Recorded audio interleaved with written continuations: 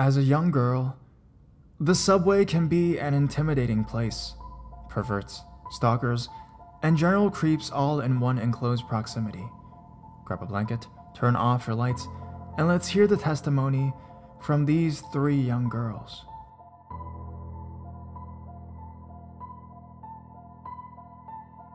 Japanese subway creep. This happened when I was about 18 and had just moved to Tokyo for college and was living at a dorm that was unfortunately about an hour away from my school and the center of Tokyo. Now, Japan is one of the safest countries in the world. People leave their bikes unlocked for hours on the street in the middle of the city, and nobody will lay a hand on them. The only real crime problem they have is pervs on the subway with wandering hands. But since I'm very obviously American and won't put up with that bullshit, I guess no guy has ever been brave enough to try anything on me. That was until one night, when I ended up going out to dinner with a friend and had to take a late train back to my dorm. If you've ever been on a Japanese subway, you'll know how crowded the express trains can get at night and early in the morning. They literally have men standing outside of the train who push passengers in like sardines. Well, I was pretty tired and not in the mood to stand for an hour between a bunch of sweaty drunk businessmen, so I opted to take the local train back to my dorm, even though it would take about 15 minutes longer than the express. So I'm sitting on the train, and nothing is out of the ordinary. As the train goes along, more and more people start getting off the train, until it's only me and one other man in our car. He's just your typical middle-aged Japanese businessman, a little on the greasy side. After a few stops, no one else gets on and the man doesn't get off. But I can feel him watching me from the other side of the car. I'm not too worried. I get a lot of stares for being a young American girl in the middle of Tokyo. But then the guy starts inching his way across the car, closer to where I'm sitting. Still, I think, no big deal, maybe he's trying to get closer to a map on the wall. I can still feel his eyes on me, and just to be safe, I move to the other end of the car. It's more comfortable in the reserved seats anyways. Then it gets weird. The guy gets up and moves to the exact seat I had just been sitting in. I was kind of grossed out. What was he trying to do? Feel my warmth from having sitting there? Now, I was getting a little uneasy. Luckily, the train stops at its next stop, and the guy gets off the train. I was relieved, until he comes back on the train through the door right in front of me, and sits directly next to me, looking straight at me, and open-mouthed breathing on me.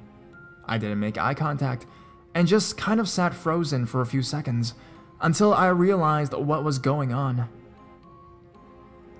I looked at him, with a "oh, don't even try anything on me" kind of look, and stood to get up. Luckily, someone else got on the train at the same time, and he literally bolted off the train before the door shut, and we left. I don't know what he was planning on doing, that he'd risk missing his stop over, but thank God someone else got on the train when they did.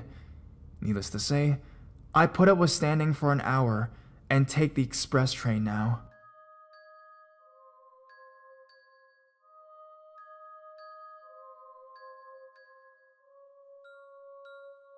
Creepy subway stalker.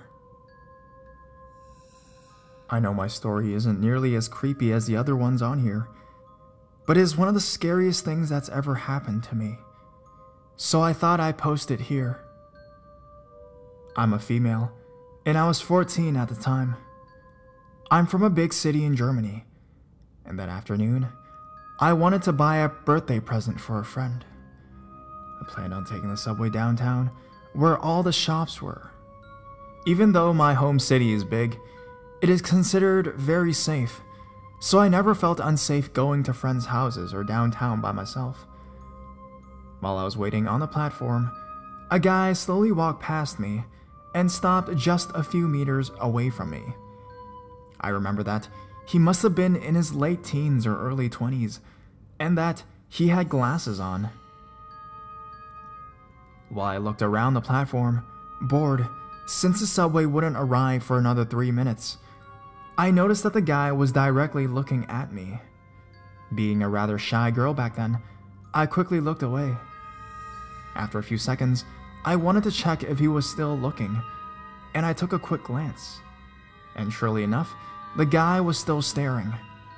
This went on until the subway arrived. By then, I was getting really uncomfortable.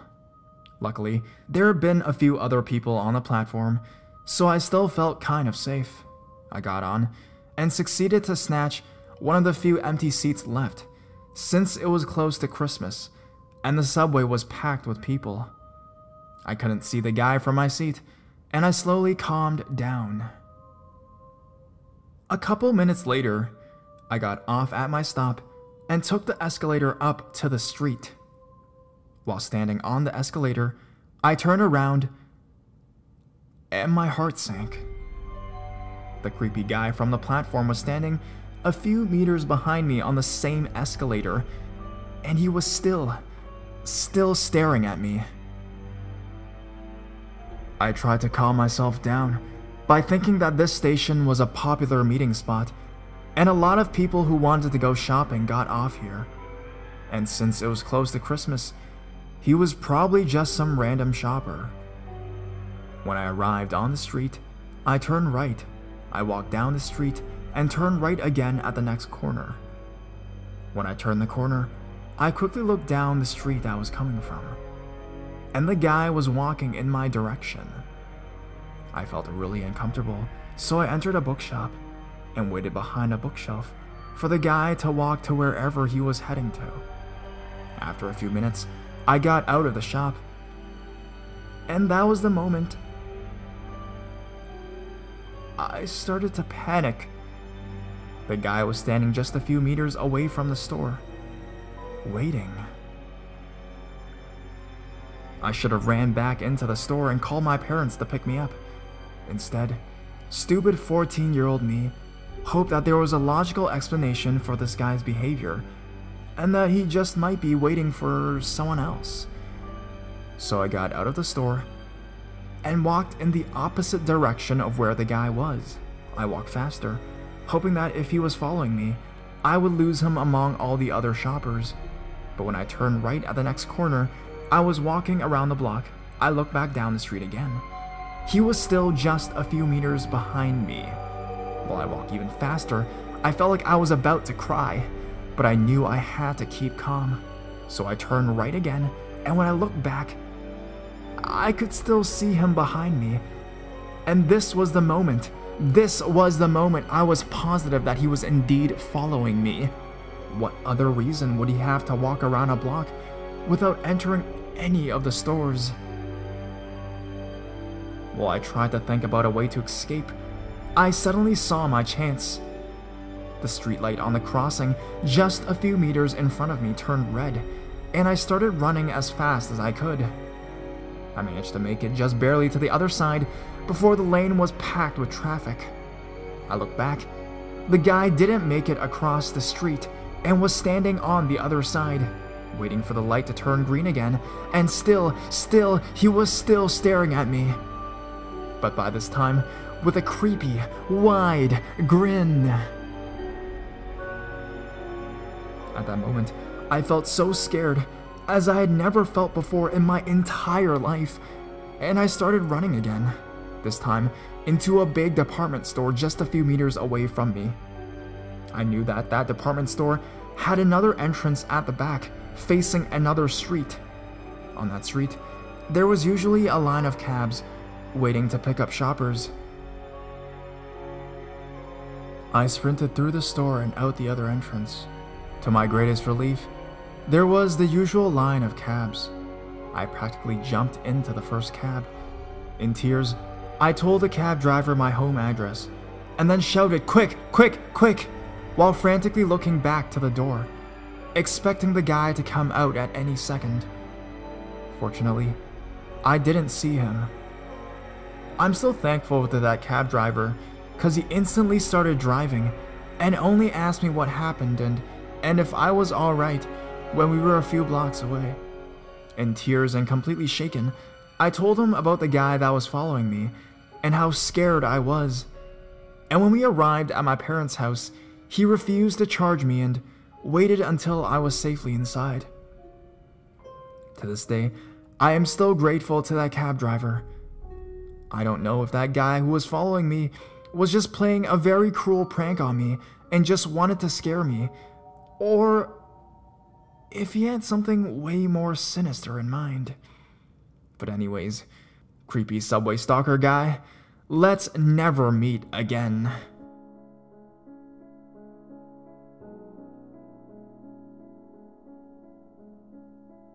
The Subway Stalker. A little backstory. I'm a 20-year-old, short, petite female working at Subway, and I can't help but be nice to anyone even if they creep me out. I feel bad usually. About a year ago, we had this guy about 35 to 40 years old who would come in every day for lunch. He was fascinated by the stretched ears and few piercings I had on my face, and always asked questions. He would sit down after I rang him out and watch me from his table for 2 hours non-stop, just staring at me while I helped other customers. This goes on for about 2 weeks.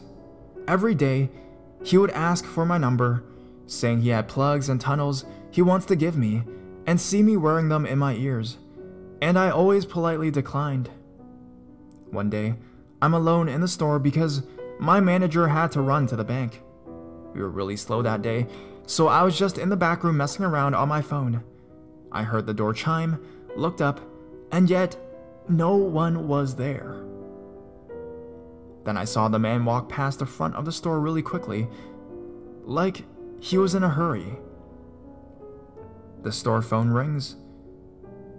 "Thanks for calling Subway. How can I help you?" Is this the girl with the nice ears? Yes, who is this? Are you alone in the back right now? Are you working by yourself? At this point, I got really creeped out and knew it was him. I hung up and texted my manager the situation so she would hurry back. He called again, this time asking me very weird questions, like what I would do to him in a room with the door locked, if I had a boyfriend, why I was playing hard to get, etc. My manager gets back, and I tell her everything. In the middle of the lunch rush, he calls again. This time, my manager answers, and to this day she never told me what he said, but the look on her face made my spine shiver. She told him if he called again or showed up here again, she would call the police. I thought that would be the end of it, but alas, I was wrong. 1 week later, I was clocking out and getting ready to walk to my car parked in front when I look outside. I see him standing by my car and looking inside of it. I was an idiot and left a back door unlocked. I watched him crawl inside and shut the door. The creep was trying to hide in my fucking back seat and do God knows what to me when I got in. My manager locked the front door of our store and called the police. When they arrived, they had to pretty much drag him out of my car and he was arrested. On him was a butcher knife, rope, and a rag with chloroform on it. If I hadn't looked up when I did, I would probably be dead right now. So, Subway Stalker, let's not ever meet again.